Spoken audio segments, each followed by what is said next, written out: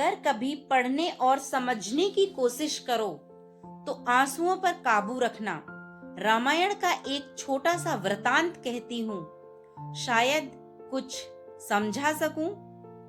एक रात की बात है, माता कौशल्या जी को सोते समय अपने महल की छत पर किसी के चलने की आहट सुनाई दी। नींद खुल गई। पूछा, कौन है? मालूम पड़ा श्रुतकीर्ति जी, सबसे छोटी बहू, शत्रुघ्न जी की पत्नी हैं। माता कौशल्या जी ने उन्हें नीचे बुलाया।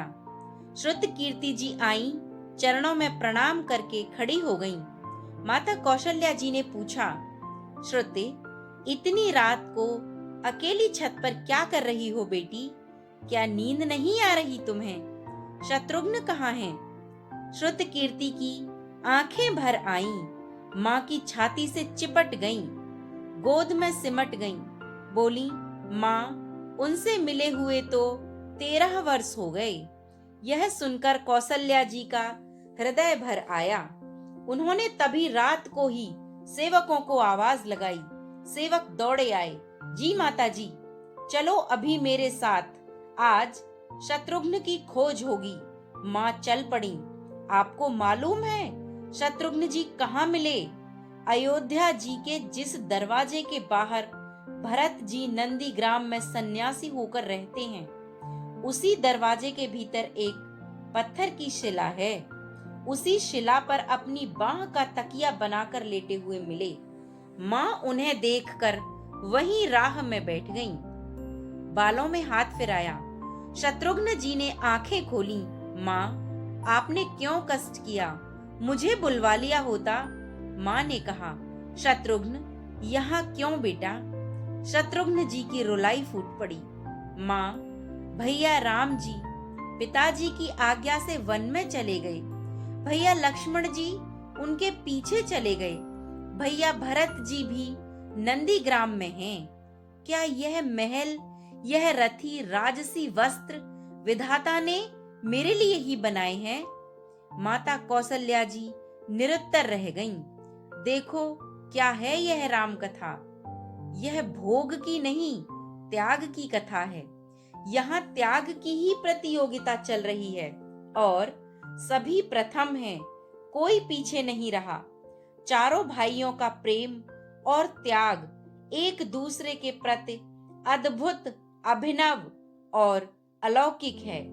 रामायण जीवन जीने की सबसे उत्तम कथा है। राम को 14 वर्ष का वनवास हुआ तो उनकी पत्नी सीता मैया ने भी सहर्ष वनवास स्वीकार कर लिया। परंतु बचपन से ही बड़े भाई की सेवा में रहने वाले लक्ष्मण जी कैसे राम जी से दूर होते?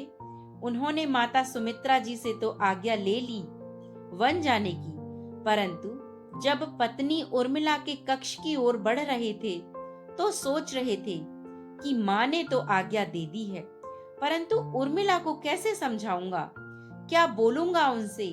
यही सोच विचार कर लक्ष्मण जी जैसे ही अपने कक्ष में पहुंचे तो देखा कि उर्मिला जी आरती का थाल लेकर खड़ी थी और बोली, आप मेरी चिंता छोड़कर प्रभु श्री राम की सेवा में वन को जाइए। मैं आपको नहीं रोकूंगी। मेरे कारण आपको कोई कठिनाई न आए, इसलिए मैं साथ जाने की जिद भी नहीं करूंगी। लक्ष्मण जी को उनसे कुछ कहने में संकोच हो रहा था, परंतु उनके कुछ कहने से पहले ही उर्मिला जी ने उन्हें संकोच से बाहर निकाल लिया। वास्तव में यही पत्नी का धर्म है। पति संकोच में पड़े उससे पहले ही पत्नी उसके मन की बात जानकर उसे संकोच से बाहर कर देना चाहिए। लक्ष्मण जी चले गए, परंतु 14 वर्ष तक उर्मिला ने एक तपस्विनी की भांति कठोर तप किया। वन में प्रभु श्री राम, माता सीता की सेवा में लक्ष्मण जी कभी सोए ही नहीं। परंतु उर्मिला ने भी अपने महलों के द्वार कभी बंद नहीं किए और सारी रात जाग जाग कर दीपक की लौ को बुझने नहीं दिया। मेघनाद से युद्ध करते हुए जब लक्ष्मण जी को शक्ति लग जाती है और हनुमान जी उनके लिए संजीवनी लेकर लौट रहे होते हैं, तो बीच में जब हनुमान जी अयोध्या के ऊपर से गुजर रहे थे तो भरत जी ने राक्षस समझकर उनको बाण मारते हैं और हनुमान जी गिर जाते हैं।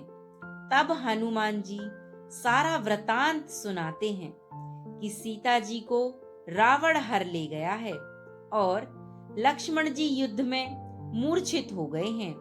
यह सुनते ही कौशल्या जी कहती हैं कि राम से कहना लक्ष्मण के बिना अयोध्या में कदम ना रखे।